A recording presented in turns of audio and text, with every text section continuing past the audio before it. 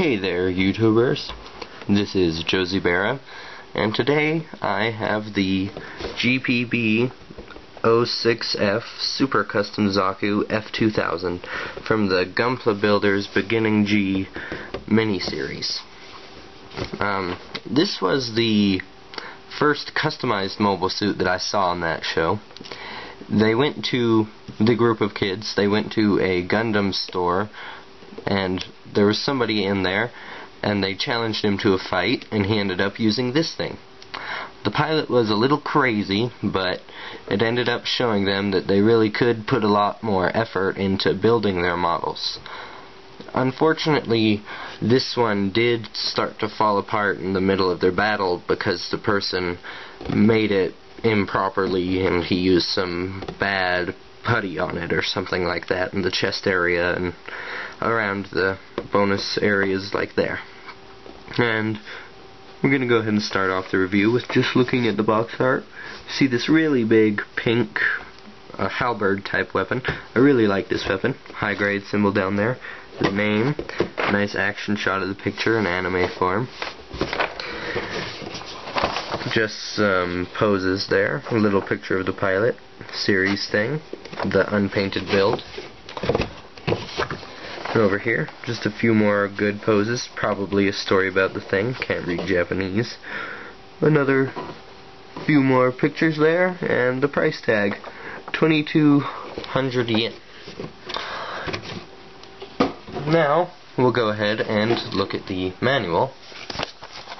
And I particularly like this manual. It's not too special at first when you're looking at it. Just a basic manual, really. But then, when you get back here, it talks about that stuff. And then, over here, what it looks like is it is encouraging you to do some panel lining, and then a little bit of weathering with a silver Gundam marker just around the edges, make it look kind of scratched up, and then some panel line marker there, and then just smear it around so it looks a little burnt. And I think that's actually a really good idea to start doing things like this on manuals. Obviously, the show is about putting effort into your Gundam models, so I think this was a good idea to show off one of the things you can do with it. So, I like this manual. I know it's pretty plain and simple, but just the added this part makes me like it. Here is the kit itself, looking quite good in the multiple shades of purple, the dark navy blue, and the gray for the joints and weapons and such. It looks really good to me. The colors, at first, I would assume most people would be repelled away by them, but the more I look at them, the more they look really good on a Zaku. Even a huge bulky Zaku like this. Looks really good. Even like this, when there are pretty much no accessories attached, it already has a bunch of missile pods, like there, these ones here, the ones on the side skirts, and it even has this machine gun that's attached to the arm. It's pretty great. Go ahead and do articulation. The head is not very articulated at all because of how sunk in there it is, but the arms are pretty great. They can come out and go back like this, spin around full 360, and then they can go down and then up like that.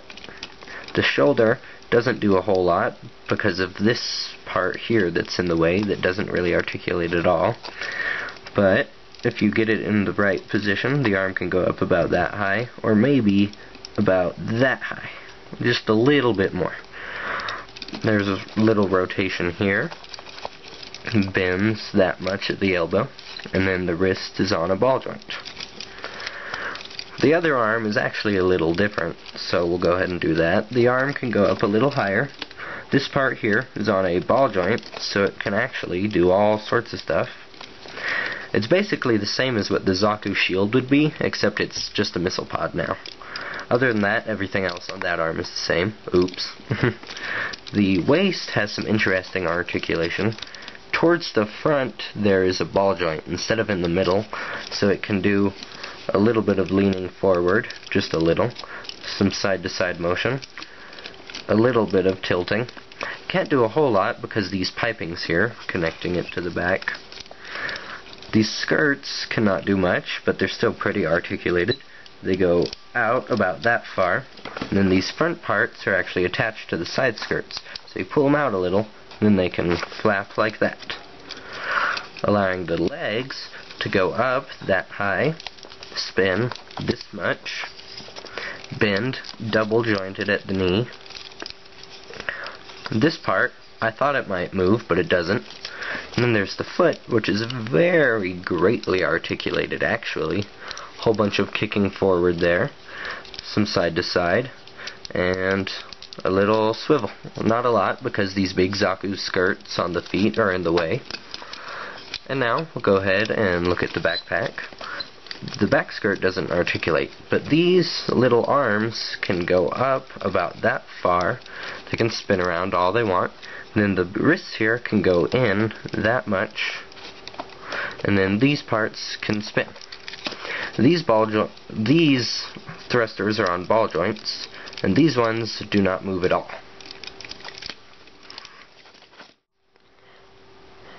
If you manage to pull this kit's head out of the socket, you can flip it up, and there's a little switch in there that you can move around, moving the mono eye.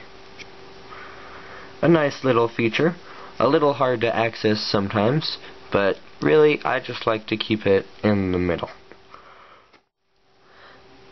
Now we're going to go ahead and look at some of the accessories, starting with the ones on the kit already. First of all, there's this arm machine gun. It attaches to the forearm, and it can't move any except for what the forearm can do. It looks pretty nice, simple but nice. This ammo pack here is removable, just like this one from one of the other guns. And here are a bunch of missile pods. They can't move much, but they do come off. No articulation really. This one's strapped onto the wrist, or to the forearm. This one is a ball joint on the shoulder, so it can move around a bunch. And it does come off of this section, so I guess that they are interchangeable if you want. And then, of course, if you want to count them, there are these missile pods on the sides, and then these two up here. And then the backpack, I like to consider backpacks as accessories. The arms are nice, lots of boosters, I like that. Now I'll go ahead and look at the standard Zaku ones. First off is this beam rifle. Pretty nice looking, simple but nice. This part here goes up and goes down, and this handle here can flip out like that and go back down. And this here ammo pack goes in just like that. It looks pretty darn nice to me. Here is the machine gun. I assume this comes standard with Zaku weapons. It did come on the same sheet as that one. Looks pretty nice, simple, but nice. And here's the simple, but also nice Heat Hawk. It is simple, but still looks pretty good to me. I feel like this could do quite a bit of damage used in a fight. And now, here are the new shield and the big beam halberd. That's what I like to call it, at least. Start with the shield. Basically, this is the old Zaku shoulder shield attached to a handle with these side pieces. It's on a ball joint in there, so it can wiggle around some, but not a whole lot. Simple, but nice. But this thing, on the other hand, is way more than simple. This is definitely my favorite part about the whole kit. If you look at it here compared to the Heat Hawk, you can see the similarities in how it was customized. The top looks pretty much the same, but then when you get to the blade, it turns into this pink thing, and the handle gets much longer, thicker, and this part. I really like this. It's like a smoky clear, kind of like the beam sabers. Definitely my favorite accessory on the whole kit. And then, of course, there are extra hands. First, there are the two closed slash open hands in there, just basically the holding hands. They're simple. And then there is the left open hand and the right trigger finger. Also, the kit comes with two plain gray fists. They look okay, except for they didn't come with purple hand covers. I don't know why, but it's not really that big of a problem, because I doubt you'll be displaying them with these if you want them to be holding all these weapons. Here is a nice little grenade thing.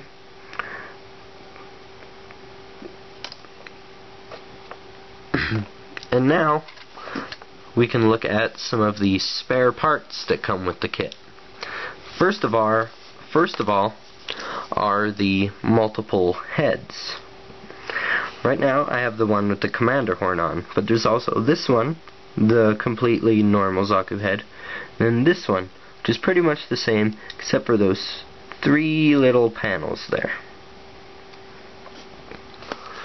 And also with this kit comes enough spare parts to make a purple and navy blue Zaku. That's pretty cool, in my opinion. I'm not going to be doing this because I like this monster a whole lot more than a normal Zaku, but it is a nice option if you want to do that. And the nice giant Heat Hawk halberd weapon comes with this little peg thing that you plug in right here, and then it just clips this in so it's stored. Looks very nice to me. Pretty cool having a weapon like that in a stored mode, and because of how greatly articulated this kit is, you actually can be reaching up to grab it. If you look close enough, you'll see a hole on the hand and a little peg on the handle of the guns. They'll just plug right in like that, and then you can take the other half of the hand, put it on there, and it stays on quite firmly. And of course that plug is on both of the main guns. When you look at the grenades, there's a little peg there, and that's just so they can fit into these side skirts so that they can be thrown. The clip on the Heat Hawk is there so that it can be stored on these side skirts as well. The shield just has a round handle, so when you put it in one of the hands it's a little floppy, but if you get it into the right position I'm sure you could make it look great. I actually like the shield. I don't like how floppy it is, but I'm sure adding a little bit of tape or sticky tacky into the hand would make it stay in there a little better. The Heat Hawk halberd is of course long enough to fit into both hands if you so wish.